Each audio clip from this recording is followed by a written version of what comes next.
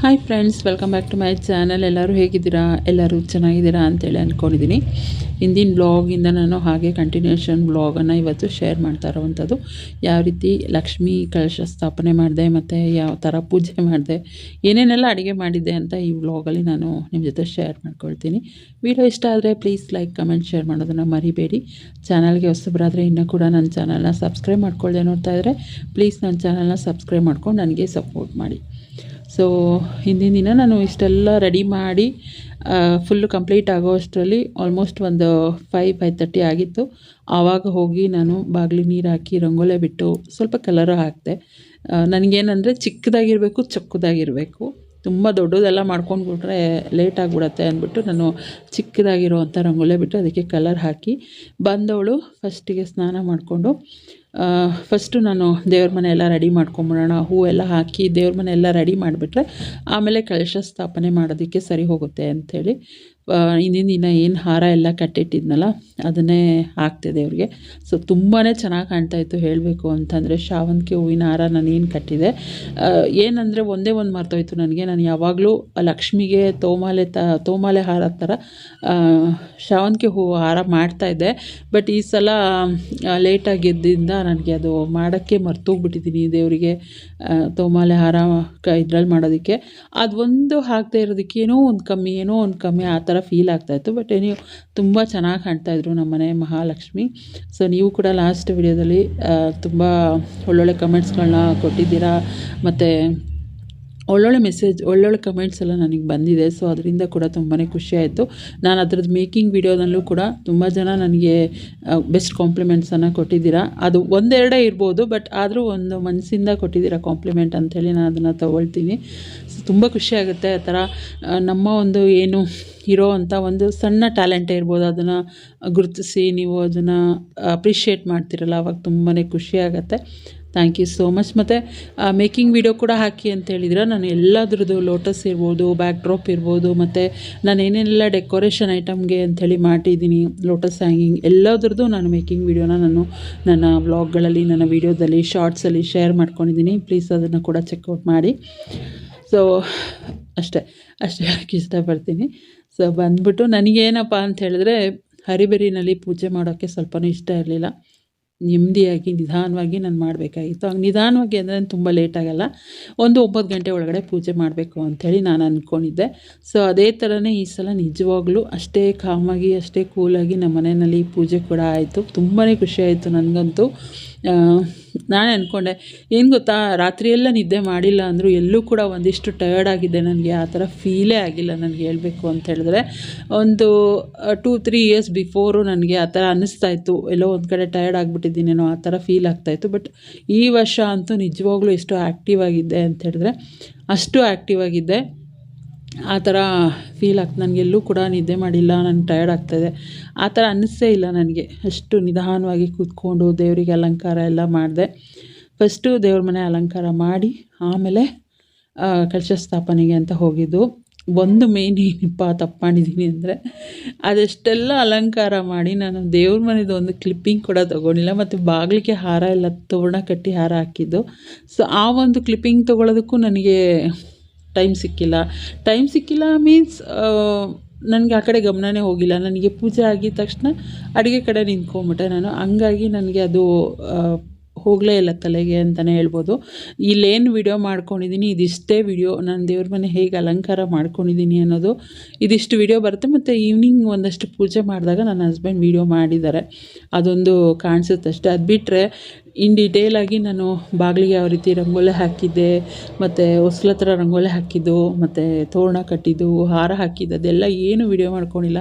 ನಿಜ ತುಂಬಾ ಬೇಜಾರಾಯಿತು. ಈಗ ಎಡಿಟಿಂಗ್ ನೋಡುವಾಗ ತುಂಬ ಬೇಜಾರಾಯಿತು ನನಗೆ.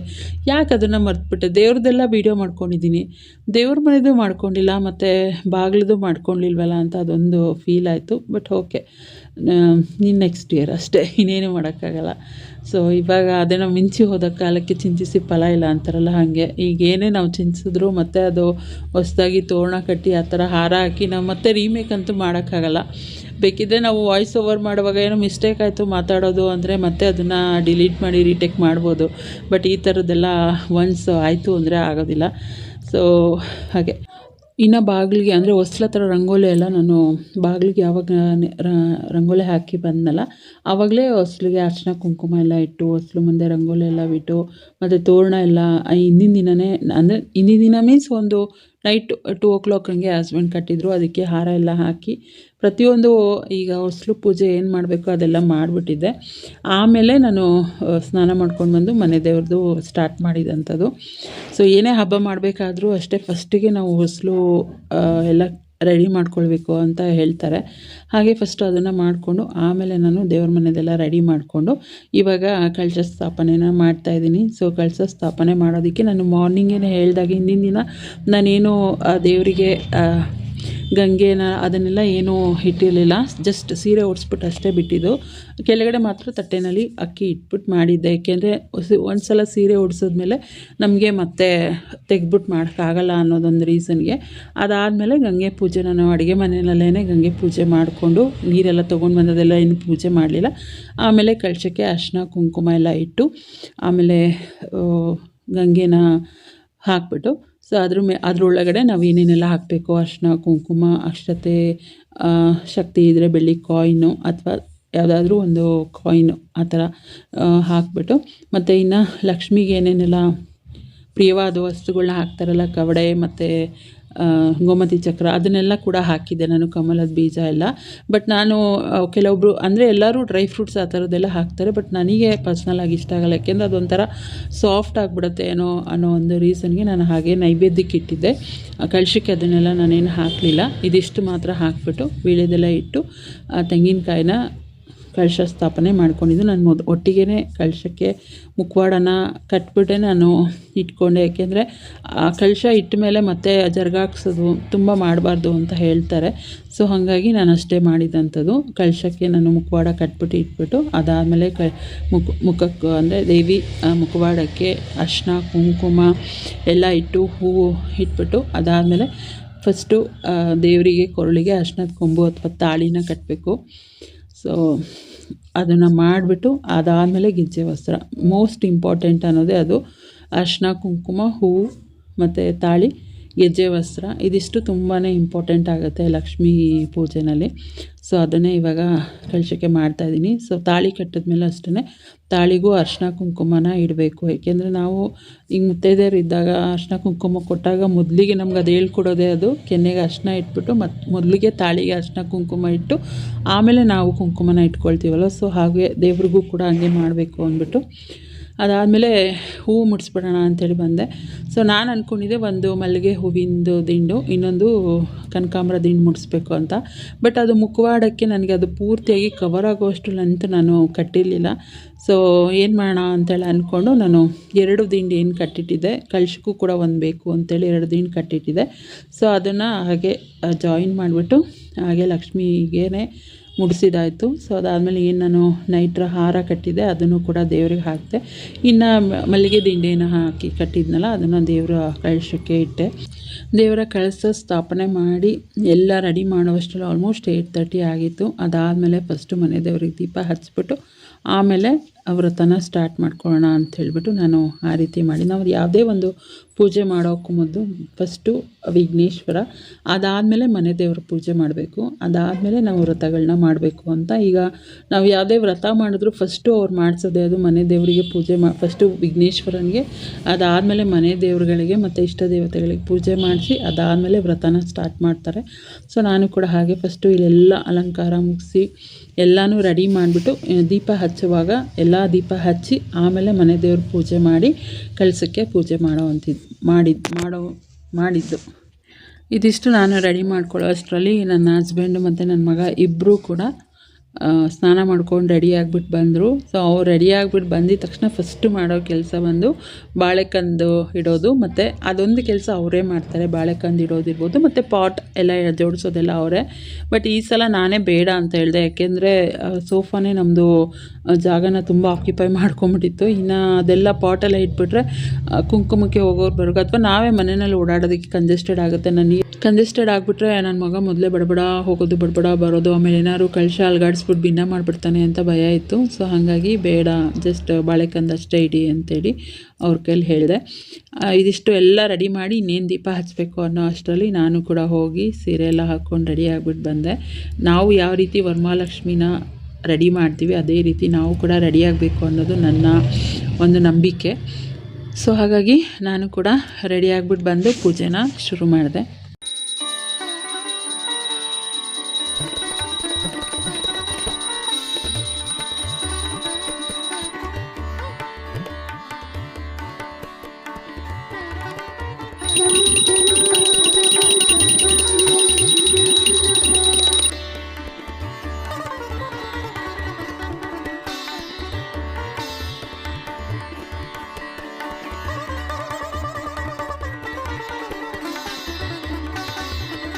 ಸೊ ಯಾವುದೇ ಒಂದು ವ್ರತ ಮಾಡಬೇಕಾದ್ರೆ ಮೊದಲಿಗೆ ನಾವು ಸಂಕಲ್ಪನ ಮಾಡ್ಕೊಳ್ಬೇಕು ಅಂತ ಹೇಳ್ತಾರೆ. ಸೊ ಯಾವ್ದಾದ್ರು ಸಂಕಲ್ಪ ಇಲ್ಲದೆ ಯಾವುದೇ ವ್ರತ ಮಾಡಿದ್ರು ಅದು ಫಲಿಸಲ್ಲ ಅಂತ. ಸೊ ನಾನು ಕೂಡ ಒಂದು ಸಂಕಲ್ಪನ ಮಾಡ್ಕೊಂಡಿದ್ದೀನಿ ದೇವ್ರ ಹತ್ರ.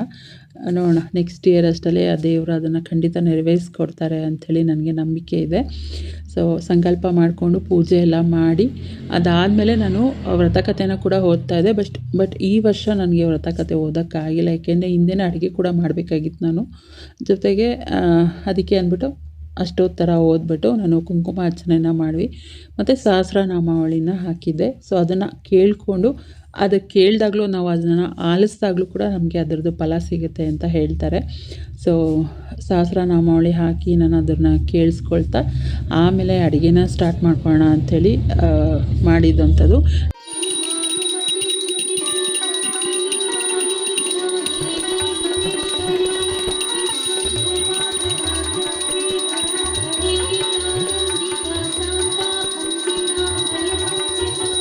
ನಾನು ಪೂಜೆ ಎಲ್ಲ ಮಾಡಿದ್ಮೇಲೆ ಹಸ್ಬೆಂಡು ಮತ್ತು ನನ್ನ ಮಗ ಇಬ್ಬರು ಕೂಡ ಅವರು ಪೂಜೆನ ಮಾಡಿದ್ರು.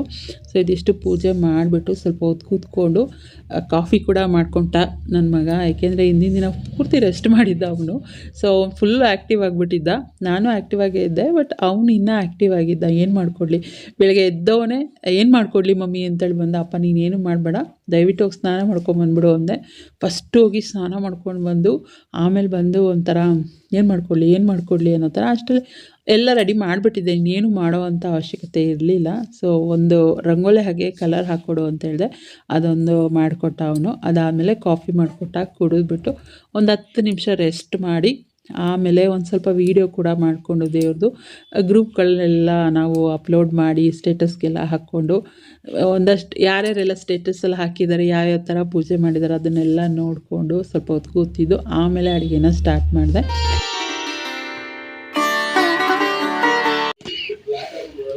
ಶಿಶಿರ್ ಒಂದು ನಿಮಿಷ ಸೌಂಡ್ ಕಮ್ಮಿ ಕೊಡು, ಕೇಳಿಸ್ತಾ?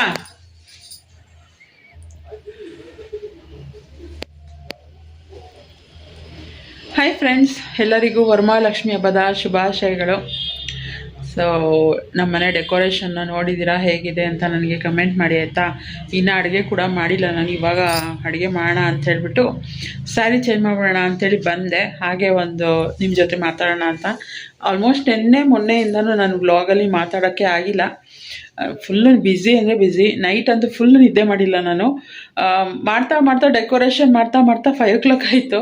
ಇನ್ನೇನು ಮಲ್ಕೊಳ್ಳೋದು ಅಂದ್ಬಿಟ್ಟು ಹಿಂದೆನೇ ಹೋಗಿ ಬಾಗಿಲಿಗೆಲ್ಲ ನೀರು ಹಾಕಿ ರಂಗೋಲಿ ಬಿಟ್ಬಿಟ್ಟು ಬಂದವಳು ಸ್ನಾನ ಮಾಡ್ಕೊಂಡು ಫ್ರೆಶಪ್ ಆಗಿ ದೇವ್ರಿಗೆ ಮತ್ತೆ ಅಂದರೆ ನಾನು ಕಳಶ ಎಲ್ಲ ಏನೂ ಇಟ್ಟಿರಲಿಲ್ಲ, ಜಸ್ಟ್ ಸೀರೆ ಮಾತ್ರ ಉಡಿಸಿದ್ದೆ ಅಷ್ಟೇ. ಅದಾದಮೇಲೆ ದೇವರಿಗೆ ಹೂವದ ಅಲಂಕಾರ, ಕಳಶ ಇಟ್ಟಿದ್ದು, ಮುಖವಾಡ ಇಟ್ಟಿದ್ದು ಎಲ್ಲ ಮಾರ್ನಿಂಗೇ ಇಟ್ಟಿದ್ದು ನಾನು. ನೈಟ್ ಆಗಲಿಲ್ಲ ನನಗೆ. ಸೊ ತುಂಬಾ ಚೆನ್ನಾಗಾಯಿತು ಅಂತಲೇ ಹೇಳ್ಬೋದು. ಈ ವರ್ಷ ಒಂದು ಕ್ಷಣಕ್ಕೂ ನನ್ನ ಕೋಪ ರೈಸ್ ಆಗಲಿಲ್ಲ. ಕಾಮ್ ಆ್ಯಂಡ್ ಕಂಪೋಸ್ಡ್ ಆಗಿ ಎಲ್ಲನೂ ನೀಟಾಗಿ ಪೂಜೆನ ಮಾಡಿದ್ದೀನಿ. ಏನಾದರೂ ಹೆಚ್ಚು ಕಮ್ಮಿ ಇದ್ದರೆ ದೇವರೇ ಕ್ಷಮಿಸ್ಬಿಡು ಅಂತ ಕೂಡ ಕೇಳ್ಕೊಂಡಿದ್ದೀನಿ. ಏನಾದ್ರು ತಪ್ಪು ಮಾಡಿದರೆ, ಏನಾದ್ರು ಹೆಚ್ಚು ಕಮ್ಮಿ ಮಾಡಿದರೆ, ಏನಾದ್ರು ಮರ್ತೋಗಿದ್ರೆ ನನ್ನನ್ನು ಕ್ಷಮಿಸ್ಬಿಡು ಅಂಥೇಳಿ ಕೇಳ್ಕೊಂಡಿದ್ದೀನಿ. ಆಮೇಲೆ ಪೂಜೆ ಅಂತೂ ನಿರ್ವಿಘ್ನವಾಗಿ ನೆರವೇರಿತು. ಇವಾಗ ಅಡುಗೆ ಮಾಡಬೇಕು. ಸೊ ಹಾಗಾಗಿ ಮತ್ತೆ ಸ್ಯಾರಿ ಚೇಂಜ್ ಮಾಡ್ಬಿಡೋಣ, ಇಲ್ಲಾಂದರೆ ಇದು ಫುಲ್ಲು ಹಾಳು ಮಾಡ್ಕೊಂಬಿಡ್ತೀನಿ ನಾನು. ಅದು ಒಬ್ಬಟ್ಟು ಅಡುಗೆ ಮಾಡುವಾಗ ಬಟ್ಟೆ ಫುಲ್ಲು ಹಾಳಾಗ್ಬಿಡುತ್ತೆ. ಸೊ ಹಾಗಾಗಿ ಇವಾಗ ಡ್ರೆಸ್ ಚೇಂಜ್ ಮಾಡಿಬಿಟ್ಟು ಅಡುಗೆನ ಶುರು ಹಚ್ಕೊಳ್ತೀನಿ. ಮಾಮೂಲಿಯಾಗಿ ಏನೇನೆಲ್ಲ ಅಡುಗೆ ಏನು ಮಾಡ್ತಾರೆ ಅದೇ ಮಾಡೋ ಅಂಥದ್ದು. ಒಬ್ಬಟ್ಟು, ಕಾಳುಗೊಜ್ಜು, ಒಬ್ಬಟ್ಟು ಸಾಂಬಾರು, ಹೆಸ್ರುಬೇಳೆ, ಅನ್ನ ಇಷ್ಟೇ ಮಾಡೋ ಅಂಥದ್ದು. ಸೊ ಬೇಗ ಮಾಡಿಬಿಡ್ತೀನಿ.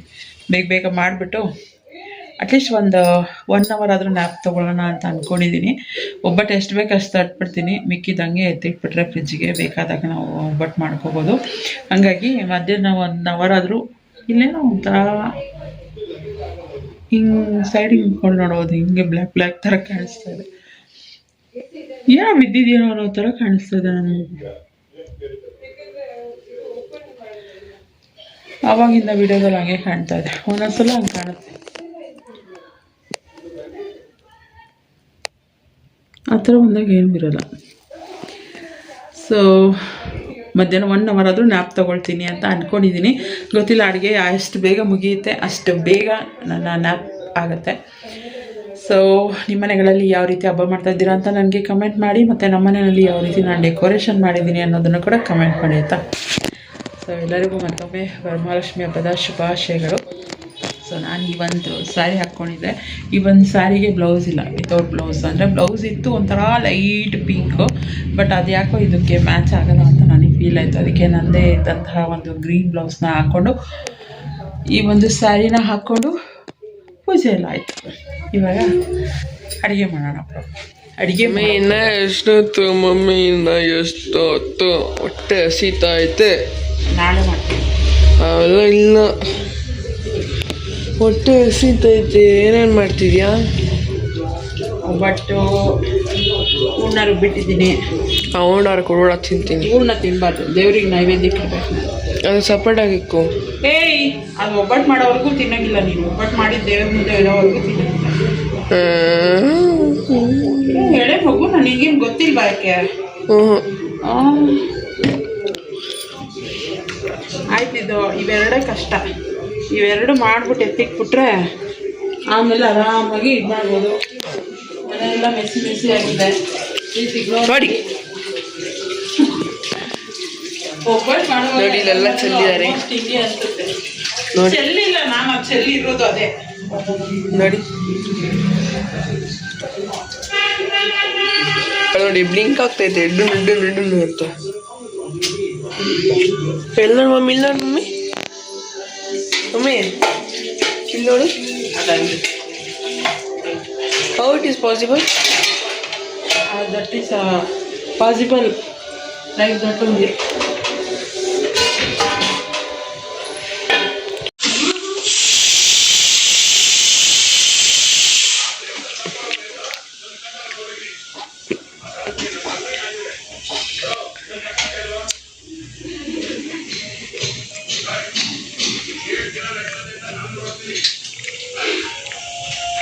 ಕೇಳಲ್ಲ ಏನಾಗ್ತದೆ ಅಂತ. ಮಾಡ್ತಿದ್ಯಲ್ಲ, ಗೊತ್ತಾಗೋಯ್ತಾ ಏನು ಮಾಡಿದ್ದೀನಿ ಅಂತ? ಓ, ಏನೇನು ಮಾಡಿದ್ದೀನಿ? ಕನ್ನಡ ಮಾಡಿದ್ಯಾ?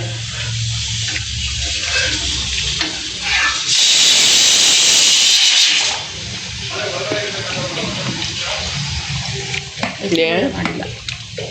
ಅಪ್ಪ ಬೈತಿದ್ದೆ ನಂಗೆ, ಅದಕ್ಕೆ ಸಂಬಂಧ. ಏಕೆ? ಹೆಸರು ತಿನ್ನಲ್ಲ. ಪಪ್ಪ ಯಾಕೆ ಬೈತಾರೆ? ನಿಜೇ ಕಣ್ಣಲ್ಲಿ ಅಲ್ಲ ಏನು, ಕುಕ್ಕರ್ ಮುಚ್ಚಳನ ಉಪ್ಪಿನ ಜಾಡಿಗೆ ಹಾಕ್ತಾಯಿದ್ದೆ. ಈಗ ಏನಾದರೂ ಏನು ಹೆಸರು ಬೇಳೆ ಮಾಡಿ ಅಂದ್ಬಿಟ್ರೆ ಸೈಕೋನೇ ಆಗ್ಬಿಡ್ತೀನಿ ಏನೋ. ಡಿಪ್ರೆಷನ್ ಅಂದ್ಕೊಂಡು ನಿಮ್ಮ ಅಪ್ಪಂಗೆ ಒಂದು ಗತಿ ಕಾಣಿಸ್ಬಿಡ್ತೀನಿ. ನಿಮ್ಮ ಅಪ್ಪಂಗೂ ನಿನಗೂ ಇಬ್ರಿಗೂ. ಇವಾಗ ಏನಾದರೂ ಅದಿಲ್ಲ ಇದಿಲ್ಲ, ಅದು ಕಮ್ಮಿ ಇದು ಕಮ್ಮಿ ಅಂದರೆ ಬಟ್ ನನಗೆ ದೇವ್ರಿಗೆ ದೇವರಿಗೆ ಲಕ್ಷ್ಮಿಗೆ 2, ಮನೆ ದೇವರಿಗೆ 2 ಆಗೋವರೆಗೂ ಮುಟ್ಟಂಗಿಲ್ಲ ಏನು. ಅದಾದ್ರೂ ಮುಟ್ಬೋದಾ? ಆಮೇಲೆ ಅದು ಇಟ್ಬಿಡ್ತೀನಿ ತಟ್ಟೆ. ಅದಕ್ಕೆ ಸಪ್ರೇಟಾಗಿ ತಟ್ಟೆ ಇಟ್ಬಿಟ್ಟು ದೇವರಿಗೆ ಇಟ್ಬಿಟ್ಟು ಆಮೇಲೆ ನಾವು ಸ್ವಾಹ. ಅಡುಗೆ ಎಲ್ಲ ಮುಗಿಸಿ ಎಲ್ಲ ಊಟ ಮಾಡೋ ಅಷ್ಟರಲ್ಲಿ 1:15 ಆಗಿತ್ತು. ಸೊ ಚೆನ್ನಾಗಿತ್ತು, ಎಲ್ಲ ಭರ್ಜರಿಯಾಗಿ ಹೊಟ್ಟೆ ತುಂಬ ತಿಂದಿದ್ದು ಆಯಿತು.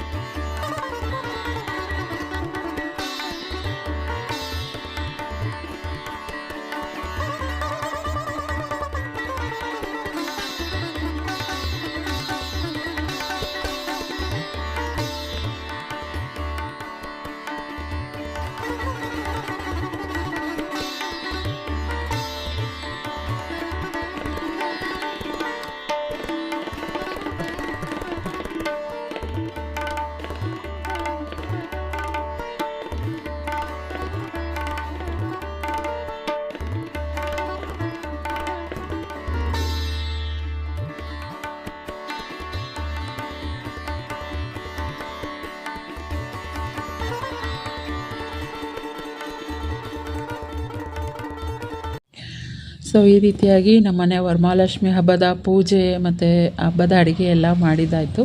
ಇನ್ನು ಸಂಜೆಗೆ ಯಾರ್ಯಾರೆಲ್ಲ ಅರ್ಶಿನ ಕುಂಕುಮಕ್ಕೆ ಬಂದಿದ್ದರು, ನಾನು ಎಲ್ಲೆಲ್ಲ ಹೋಗಿದ್ದೆ ಅದನ್ನೆಲ್ಲ ನಾನು ನೆಕ್ಸ್ಟ್ ವ್ಲಾಗಲ್ಲಿ ಶೇರ್ ಮಾಡ್ತೀನಿ.